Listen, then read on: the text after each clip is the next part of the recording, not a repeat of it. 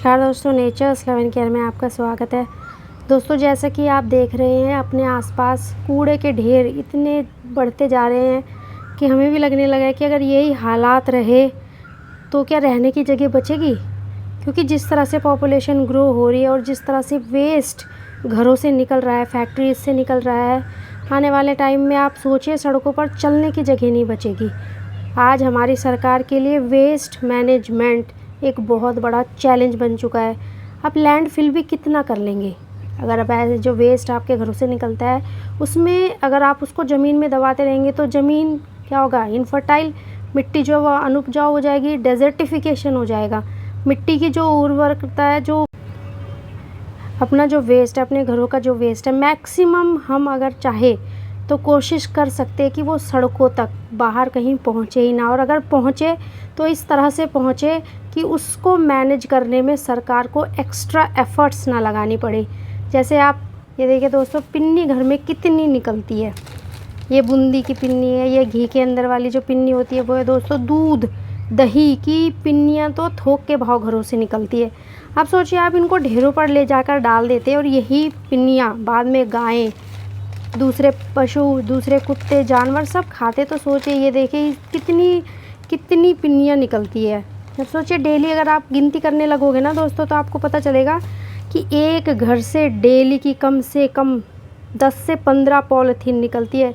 चाहे वो फिर बूंदी हो, चाहे फिर वो दूध की थैली हो, चाहे फिर वो दही की थैली हो, चाहे वो चॉकलेट हो, चाहे वो आइसक्रीम हो, कुछ भी हो।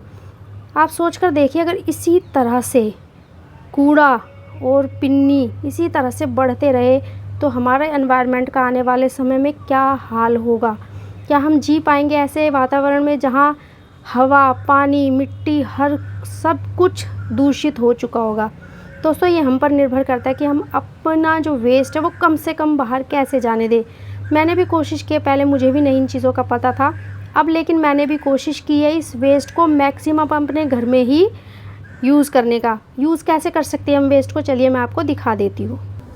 दोस्तों, ये मेरे घर में से निकले हुए फल के छिलके, ये खीरे, जितने भी छिलके मेरे घर से, प्याज या जितने भी छिलके मेरे घर से सब्जियों के, फलों के निकलते हैं, मैं इनको कंपोस्ट करने के लिए डाल देती हूँ, जो डिकम्पोज़ हो जाते हैं और खाद बन जाता है। जैसे कि आप देख सकते हैं, मैंने ये छोटा सा एक कंपोस्ट पिट बना रखा है। ये देखें, मैंने इसमें सारा चाय पत्ती, बचे हुए फ्रूट वेजिटेबल के छिलके, जितना भी घुल सकता है, मतलब मिट्टी में जितना मिक्स हो सकता है या जितना सड़ सकता है नेचुरली, प्राकृतिक रूप से, मैं उसी तरह से को डालती रहती हूँ और बाद में फिर मैं अपने पौधों के लिए इनको यूज़ कर लेती हूँ। तो आप भी ये चीज़ कर सकते हैं, जिससे कि आपका जो वेस्ट है वो मैक्सिमम आप अपने घर में ही यूज़ कर लें। और अगर आपके पास पौधे बहुत ज़्यादा नहीं है तो आपके आसपास पेड़ पौधे ज़रूर होंगे, पार्क आसपास ज़रूर होगा, आप वहाँ जाकर भी इनको डाल सकते हैं। ज़रूरी नहीं है कि कूड़े दान में ही आप इसको डालकर वहाँ का जो स्पेस है उसको खाली ख़त्म करें, तो आप ये कर सकते हैं। तो ये इस तरह से आप डाल सकते हैं। दोस्तों, दूसरा आता है ये पॉलीथीन का क्या किया जाए, क्योंकि पॉलीथीन तो डिकम्पोज़ भी नहीं होती, प्राकृतिक, ये तो गलती भी नहीं है, तो हम इनका क्या कर सकते हैं। देखिए दोस्तों, मैं जो करती हूँ वो मैं आपको बता देती हूँ, क्योंकि मैं पहले इनको कूड़े में ही फेंकती थी, लेकिन जब से मैंने देखा, ये देखिए ये दवाइयाँ हैं दोस्तों, दवाइयों के जो स्ट्रिप्स होते हैं, मुझे नहीं लगता कि कोई भी घर बचा होगा जहाँ दवाइयाँ इस्तेमाल नहीं होती। हर किसी के घर में दवाइयाँ इस्तेमाल होती है और उनके आप रैपर टच करके देखिए, ये ज़िंदगी भर नहीं गलेंगे। ये सालों तो क्या, ये पूरी ज़िंदगी नहीं गलेंगे, पूरी सदियाँ बीत जाएंगी, पर ये इतने ऐसे मटेरियल के बने होते हैं, ये नहीं गलेंगे। तो कोशिश कीजिएगा कि इस तरह की जो चीज़ें हैं जो आपको लगता है कि वातावरण को दूषित करते हैं और गलेंगे नहीं, वो जैसे दाल के पैकेट्स हो गए दोस्तों, रैपर्स हो गए, आइसक्रीम के रैपर्स हो गए, या आप घर में कोई सामान लाते हैं उसके रैपर हो गए, कोशिश कीजिए उनको इस तरह से मैनेज करने की जिससे कि वो वातावरण को प्रदूषित ना करें। मैं क्या करती हूँ मैं आपको दिखा देती हूँ दोस्तों। जैसे कि सपोज़ कीजिए ये एक बूंदी का पैकेट है,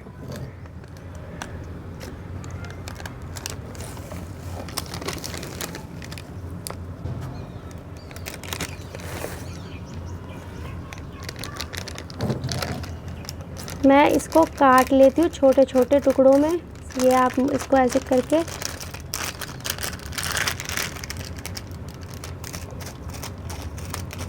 क्योंकि दोस्तों जब इनको रिसाइकल किया जाता है ना, तो इनको घुला के, इनको जला के ही रिसाइकल किया जाता है।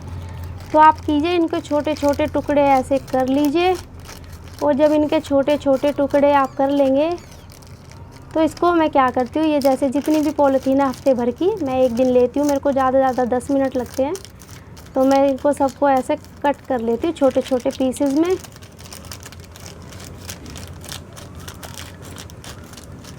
ये मैंने छोटे छोटे पीसेस में कट कर लिया। उसके बाद दोस्तों मैं क्या करती हूँ, जैसे ये मैंने छोटे पीसेस में ये कट कर लिया, सारे पॉलीथीन मैं ऐसे ही करती हूँ। मैं एक बॉटल लेती हूँ, क्योंकि बॉटल भी डिकम्पोज नहीं होती, सड़कों पे ऐसे ही पड़ी रहती हैं।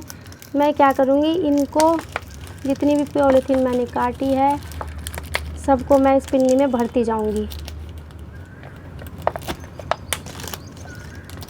ये देखिए, ये आप सब भरते जाइए ऐसे ही, क्योंकि इससे क्या होगा, इससे चीज़ें फैलेंगी नहीं, एक सीमित रेखा में ही रहेंगी और पोल्यूशन को बढ़ावा नहीं देगी। ये देखिए, मैंने इसको, आप इससे छोटा भी कट कर सकते हैं जिससे ये बोतल में इजीली आ जाए।